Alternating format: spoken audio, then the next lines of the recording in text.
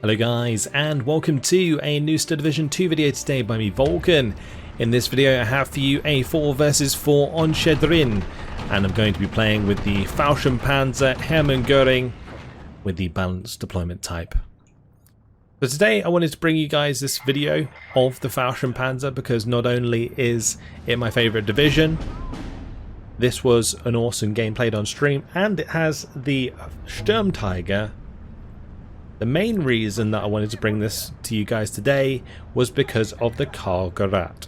Now the Karl Gerat got buffed in the September patch to have double damage and double blast, and I haven't had a chance to show it off on the channel yet, so I went back, dug up this replay, which has probably one of the best Karl Gerat strikes you'll ever see in the game. So what we'll be doing is going through this game as normal, but make sure you sit back, relax, get your popcorn ready for when that big explosion finally happens. So I get off to a pretty bad start. Manifest Destiny gets a really good position on the hill here. He's playing the 1st Panzer. He used the 6-pounder and the Cromwell 7 to get position. I'm going to be bringing up a Jagdpanzer. Jagdpanzer should be able to face tank both the 6-pounder and the Cromwell, so my plan here is to just attack, move that up the hill, use the Aufklärer to spot these units, and have the Jagdpanzer kill the AT gun before it engages the Cromwell. Meanwhile on the hill, my 222 does get killed, but I managed to get the Aufklärer out of it. I also lost my 222 over here, which unloaded this Aufklärer. Now my Panzerguards are trying to get into position, but they're being harassed by the Cromwell 4 and the Cromwell 5. He's also managed to get a bunch of infantry here. That's 3 Sabotiers with their TNT and their Piats. So at close range, my Panzerguards really don't stand a chance. On the right hand side, I am bringing up another Jagdpanzer. I've got a 222 in here with a Pak 40 and an MG42. This Jagdpanzer was a response to the 2 Churchills that I saw on the hill here. So the Jagdpanzer, having forced back the 6-pounder, is now trying to deal with the Cromwell 7, and it is going to take 1 penetration, but that's going to be able to get back into cover. And these Cromwells are pretty scary. The Cromwell 7 retains the speed that it had before, but the other Cromwells like the Cromwell 5 and the Cromwell 4, they're much faster now. And so I've got to be really careful that I don't get this Jagdpanzer flanked if I'm going to push it up the hill. So I've got to make sure I'm microing this properly, otherwise it's just going to get killed. Panzerguards should probably be moving to the right now to intercept these Sabotiers. But our team getting off to a good start on the left hand side. Taki managed to secure the hill here, which is very important. That also secures the bridge flag. And Atago's managed to push all the way through the town here, so that's giving us quite a few flags. On the right, the flag is contested in the town. I'm currently not quite on top of these flags. This one should be in our control as well.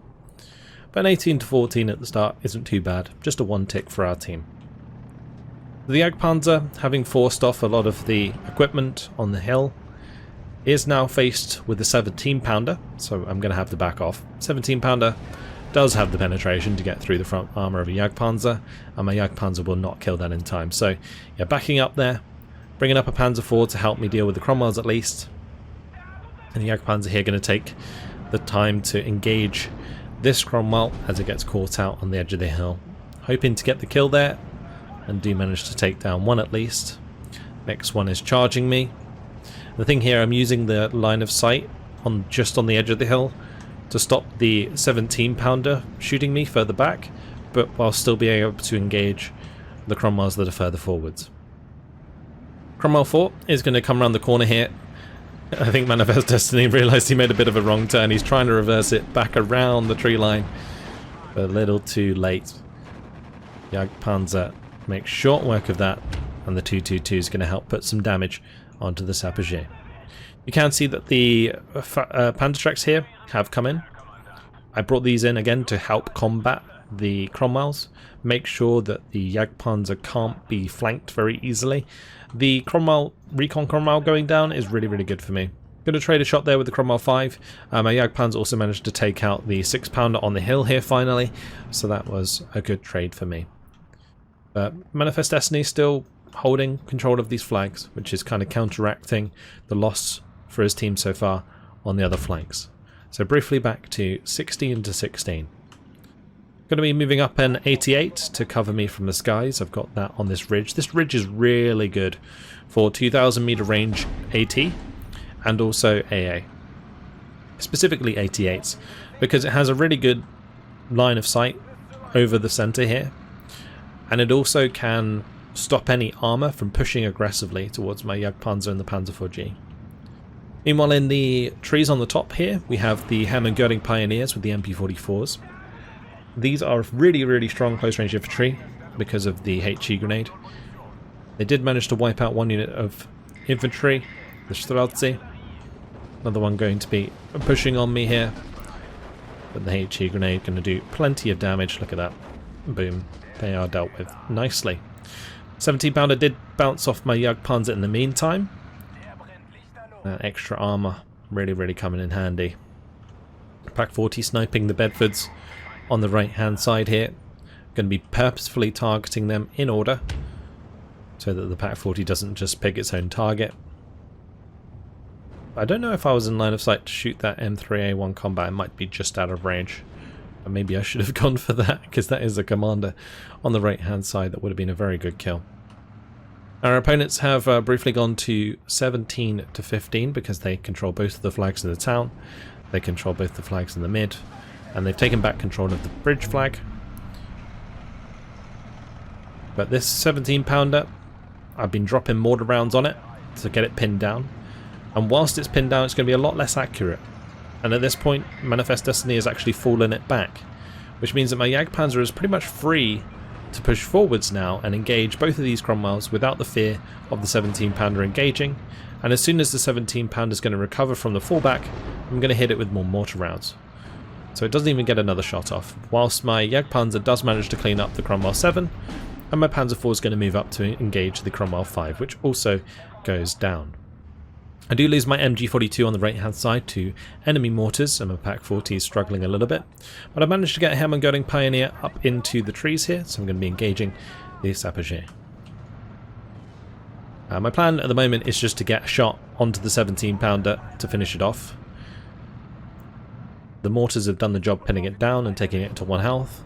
Now I just need to kind of direct fire it to kill it off. At the moment though, with the attack move orders, because the 17 pounder is falling back and fully pinned down, the Panzer IV is actually automatically engaging the infantry instead, so maybe a little bit of a missed opportunity there. And in Manifest Destiny, taking advantage of my lack of close range infantry here, wipes out my Panzergrens nice and easy. I'm going to be forced to move forward as my Pioneer Führer to use the HE grenade. Meanwhile, in these buildings, I'm going to be taking out the Bren squad and the Vickers, and I finally managed to take out the 17 pounder. Now we've got Hurricanes coming in with their big HE rockets. Going to be trying to blast. My Jagdpanzer do manage to take out the damaged Panzer IV-G.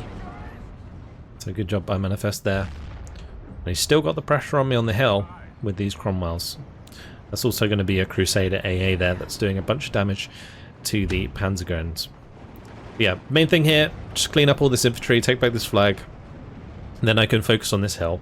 And with the 222 plus the Panzerschrecks, I'm hoping that I can clean this out. We've also got the Hammergerding Pioneers here ready to go. I believe the last one got surrendered or killed by the Sappergé. So I've also brought up some Valkyr to help out, and I'm bringing up a couple of Panzer IVs. Panzer IVs actually trade relatively well into Cromwells. I mean, Cromwells are cheaper, but they can kind of match the quick aim, especially when they have a bit of veterancy on them. So that's why I'm going to be bringing those in. You can see my Panzer IV-Gs are actually 2 vet base.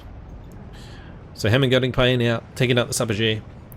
Panzerschreck unloading here, waiting for the Cromwell to potentially push forwards. Meanwhile, the MG42 taking on the Vickers. And just see how much stronger the Vickers are. Or sorry, the MG42 is than the Vickers, as it almost kills that Vickers MG and takes out the other one completely. Meanwhile on the left, Hammergerding Pioneers taking a beating from the Crusader AA Mark II. Now my Jagdpanzer are going to be sneaking up here. Going to be getting one shot off, gets the gun jam, really nice. Panzerschreck comes in with the second hit. Jagdpanzer shooting the Crusader AA, taking that out nice and easy, but not before the Crusader AA takes my Panzergrens with it. A little bit unfortunate, but it's okay.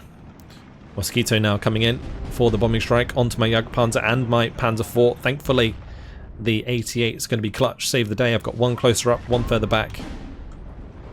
Sapperger looking for the Piat shot. Lovely stuff. Onto the 222. Got to be really careful with my Jagdpanzer here. You can see that I give it the reverse order after seeing that die. And the Bren group going to be going down on the hill. Crusader AA on the left going to be falling back. Meanwhile on the right, all of my units here have been absolutely wiped. So Manifest putting up a pretty nice fight. I think, you know what? It's Sapperger. What could go wrong? Going to be engaging them with the 2 MP40s from the Panzer Trek. But what do you know? I trade. I was not too happy about that, as far as I remember.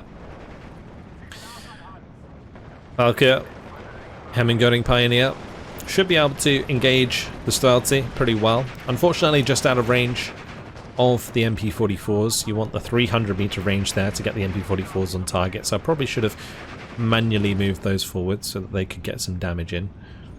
But doing that whilst I'm engaging is a little bit detrimental because I'll lose my cover bonus, or at least the entrenchment bonus of standing still over time. MG42 again still doing a great job chipping those Sapperger very nicely. Panzer IVs have now arrived. I've got a Battlegroup on the way, and I'm going to be shifting my 81mm mortars over to the right hand side to try and counter battery some of the artillery that has been pinning me down. But yeah, I'm slowly but surely getting back my position here after what was a difficult start. His Cromwell's put a lot of pressure on early on, but I've managed to clean them up, get Jagdpanzers into position. So now it's kind of difficult for him to utilise Cromwells since I have, well, 2 Jagdpanzers. The Panzer IV's kind of covering my flanks. I've got 88s in position. It's all good right now. Now trying to make a play for this flag on the corner of the hill. And we're currently 19-13 in favour of our team. Taki's managed to resecure the bridge here, and he still maintains the top of the hill. Otago still fighting off Vector, the open ground town. And on the right side here, OAC fighting over this small town. Sturmschützen going to get bombed out by the Osnas Sapere there. Nice little play. So here comes the Hurricane. Going to be trying to get rockets onto the Panzer IV-G. Does manage to get a few of them off. Now my 88's trying their best to make that get shot out the sky. But here comes the first glimpse of the Karl Gerat. However, I will say that this is not the time that my Karl Gerat strike is going to go down, because unfortunately I do get forced back by AA, and seeing the 2 Star 37 fire at this, I immediately turn away, because if I continue to fly towards it, the 2 Star 37 will shoot it down very quickly. And I feel like I was a little bit lucky to get away with this, because you can see the damage coming through there onto the plane. Just get it out of there before losing it. It would have been really sad to lose that before it dropped any strikes. So you're going to have to wait a little bit longer for that juicy Karl Gerat strike. And when it comes in, I'm going to switch it to the neutral perspective so we can see exactly how much damage it does. Panzergrens in the meantime going to be heading the Streltsy MG42. Actually in a perfect position to engage the 17-pounder, so a little bit of mistake there from Manifest Destiny, letting that get hit immediately. He does have the Firefly coming up that might be able to help kill off the MG42, but it is probably not in direct line of sight just yet. It's engaging the Panzergrens here. So can the MG42 do the job? Yes, of course it can. 17-pounder goes down. Now the Mosquito coming in with the Hurricane. Hurricane's actually going to break through the AA net, get some rockets towards my 88 and almost kills it. A few more rockets there on target would have done the job. But I've managed to get a Pack 40 on the hill, so that's definitely going to help us secure this position. I've got Panzergrens that are pushing forwards. I'm taking a little bit of counter battery here, so I'm going to have to make sure these are moving forwards. But I basically give the order to move forwards to avoid the enemy artillery, and then I'm going to counter battery his artillery straight afterwards. That was the plan. Getting the Panzer IVs into position up on the hill. Valkyr, Hemmingering Pioneer, Bagleit Pioneer, or Bagleit Glen, all going to be able to push forwards. Very easy. And hitting the Streltsy and the Sapperger out in the open, they're going to go down very fast. Now the Vickers here is a little bit of a problem, but it's not too bad. Meanwhile, on the left, everything's still looking tidy for Turkey. Otago's fully secured that town for now. And on the right hand side, the engagement continues here between OAC and Subdue the World to me. So Vickers, with the 2 vet, is pinning down my units. The best bet really is for me to get the Panzer guns to move up here and just get the double MGs on target. But at the moment, Pack 40 going to be engaging the Cromwell 5 and the Cromwell 6.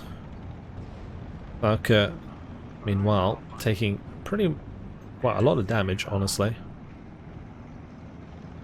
I'm going to be bringing in a Ju-87 on the left, or sorry, on the right hand side. Now the intention of this Ju-87 was quite simply to see where the enemy AA was, because my plan was to spot the enemy AA and then hit it with mortar fire. So you'll see as these start to fire, I will select my mortars and I'm going to give them like queued orders. And this is why you're going to always want to move your AA after it fires, because I'm doing exactly what you should do when you see AA fire and you're against it. Mortar it immediately. Try and take out the AA. So I'm focusing on both of these 37s first, and I've got really tight dispersion because of the radio, and I'm not too far away, but I just need like 2 or 3 shots to land in the middle, and then I pretty much can guarantee that that's dead. So there you go, I get like 3 or 4 or 5 even, and that's going to be a dead 37. So I'm also looking to hopefully hit the next one, and I got a queued order that's on their artillery again, just to try and counter battery them before they counter battery me.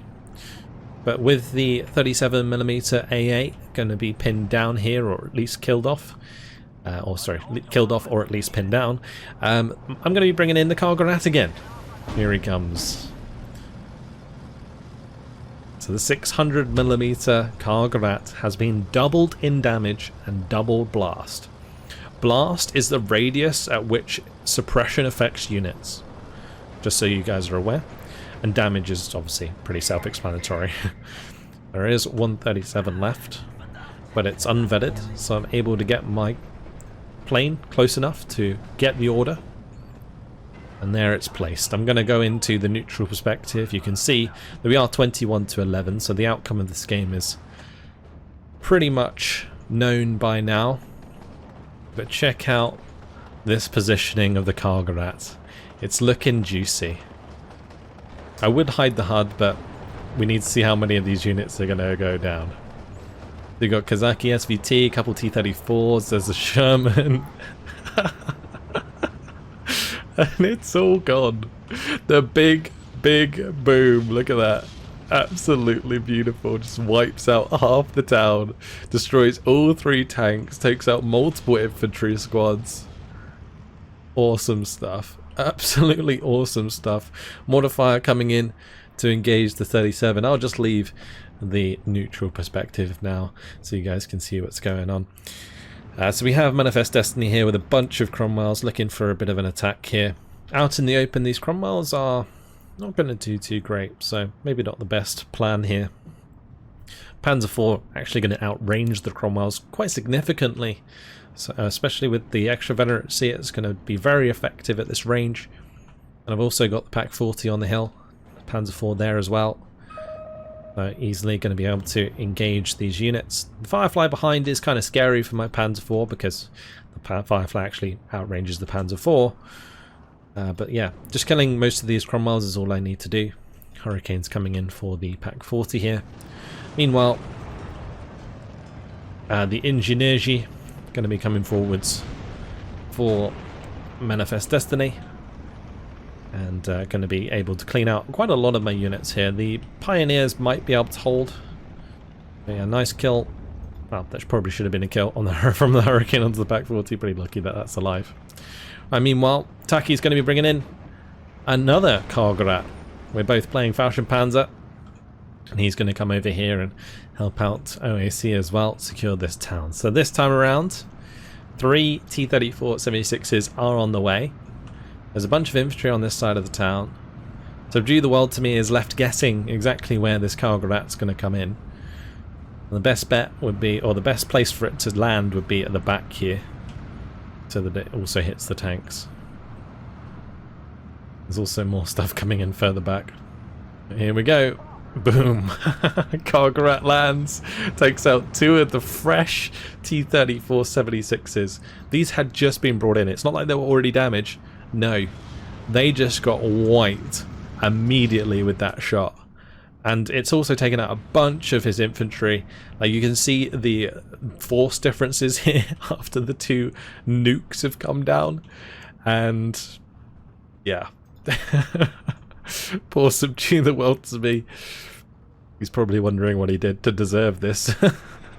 Because, yeah, that's not it. But we've still got extra strikes left on our Karl Gerats. OAC is also going to be coming in with the Ju-188s. So he's got the 1,000 kilogram bombs here. The 37mm AA, one of those is going to be able to at least stop one of the Ju-188s. Subdue the World to me does have one of the Zis-12s actually. Those are pretty scary, but the bombs are going to be released. Going to take out the Kazaki, almost takes out the Oznaz. The bombs on the left hit the 37 directly. That Ju-88 going to be going down. So 4 minutes left on the clock for the game. We have a very commanding lead. You can see I'm still mortaring the AA on this side every time he brings it in, and the sad part for Subdue the World to me is that it's just not, he just can't get value. And he's been effectively triple teamed. He is going to give up the Ghost, and yeah, that's going to be it for Subdue the World to me on that right hand side as we continue to dominate across this game. But yeah, those Karl Gerat strikes are absolutely terrifying. But the big problem with them is that they come in with an air unit. If it was like a ground observer, then it would be so good. Like, maybe even stronger than the 97th 132mm off map. But because it's an air observer, it's extremely vulnerable to being shot down by enemy AA. Like the Zis-12 that was back here, this thing, would just absolutely blitz one of those out the sky. It wouldn't even be close. Like Taki coming in here with another one of those strikes, and you can just see how quickly that goes down. This time around, Taki was able to get in range and drop it just before it gets shot out the sky. But yeah, there's not really many targets left here. Subdue the World to me, AI has actually started bringing forces across to the center. So you see he's got a couple of T-34s here. The AI is just going to be rushing towards me down this road. Those are the Streltsy, the Pia, going to be coming up for Manifest Destiny. He's going to be looking for a bit of an infantry push up onto these hills, but 2 minutes 30 left. Taki's last strike going to be coming down. I'm just going to hide the HUD completely for this one because there's nothing that it can kill. That's going to drop down there. Just ends up pinning all of OAC's infantry. And yeah, a nice display of the Karl Gerat in a town situation like this. It's absolutely stellar. It's perfect. Because a lot of the units are going to be very concentrated. Like, imagine if you put a Karl Gerat here on OAC's infantry. Like, if you were playing Axis on this side and you drop the Karl Gerat onto your opponents here that were all clumped up in this sort of position, like, it would be huge. You get so many kills and you'd instantly be able to push through, grab both the flags. It's just a matter of making sure you break down the enemy AA before you bring in those air observers, otherwise they're just toast. 88's just having a field day against all of these T-34s. Look at that. Just all burning out in the open over here. A little bit of artillery coming in from Manifest Destiny, trying to pin those down and take them out. But with 3 minutes left on the clock, you can see that the game's almost up. I'm in a very, very good position up on the hill. Like, his Ingenierzy and the Strelci are slowly cleaning out his side of the hills here, but he's got a ways to go, and he's not really going to be able to make it across the open very much. And the other thing is, I haven't even brought in the Sturmtiger. Like, I think I ended up bringing in the Sturmtigers on the left. Yeah, I bring them in here to try and help Atago, who's just been hit by that glorious 132mm off-map. It's doing a lot of damage, actually, to Atago's forces. This is, like, what I would say is the equivalent of dropping a Karl Gerat here, because a Karl Gerat would probably hit blast on the same sort of radius. Maybe not do damage the whole way around though, so maybe the 132mm is still stronger, but that has just cleaned out the far side of the town for Vector. And yeah, I brought in my 2 Sturmtigers here because I was planning to kind of move them across this area and then just kind of cut off the forces coming into the town with those. Double Sturmtiger is super scary because it can pretty much, like, they can together, like, just one-shot any tank, pretty much. Like, even like an IS-2 has the potential, I think, to be one-shot by 2 Sturmtigers. Give them, well, technically 2-shot because they'd both be firing 1-shot, but you get what I mean. Panzer IV going to be covering my infantry. I've got the Valkyr just kind of sitting back here on the edge of the hill. This is something I've started to do quite a lot, where I use the line of sight on the edge of these sort of hills to camp little units and that have no right to be actually putting pressure on the front line. So definitely make use of that if you're new to Steel Division. You can definitely use like mid-range infantry particularly is very good for doing this, because these Valkyr, they have MB44s, Kar-98s and an MG, and if a unit peaks the ridge, all of those are going to be able to fire at very close range, which is huge. Anyway, Firefly going to be going down. Manifest having a bit of a hard time there. Loads of off-map coming in from OAC on the right-hand side. You've got 3 210mm observers here. The poor AI of Subdue the World to me is just going to be taking even more of a beating as the game comes to an end. A little bit of fireworks. Lovely stuff. And there you have it. That is game. After 28 minutes and 4 seconds, I really hope you guys enjoyed that big, big boom. Because if I go to... Oh, that's a shame. Maybe I can find it in the chronology. But I should have set it back to my perspective before the end of the game. You might be able to see the kills that came out. There we go. So that was the first Karl Gerat. Killed the Maxim, killed the Sherman, killed 2 T-34-76s, the Oznaz, the Kazaki Oznaz Sapere, and the Kazaki SVT. And then there was Takis, which killed 2 more T-34s, 4 units of Kazaki SVT, Kazaki PPSH, actually 5 units of Kazaki SVT. Those Karl Gerats are so fun to use, but very hard to actually get into possession because, again, air observer makes them weak, which I guess is a good balancing factor. In the end, 2,885 kills, 1,215 losses. Manifest Destiny had a strong start, but Panzer kind of falls off pretty quickly in team games if you don't get a good position, and I didn't really let him fully take control of the hill on my side. If he had taken full control of the hill on my side, then he could have set up like 17-pounders and stuff there, which would have been kind of annoying to break through, and he could have used the light cover with Fireflies to really cause issues, but I didn't let him get into that position in the end, so managed to recover from what was a difficult start and put the pressure back onto him. And then that kind of freed up me to help elsewhere on the map, and that Karl Gerat strike, bang on. Alright, we'll leave it there. Hopefully you guys enjoyed it. Thank you very much for watching, and I'll see you in the next one. Goodbye.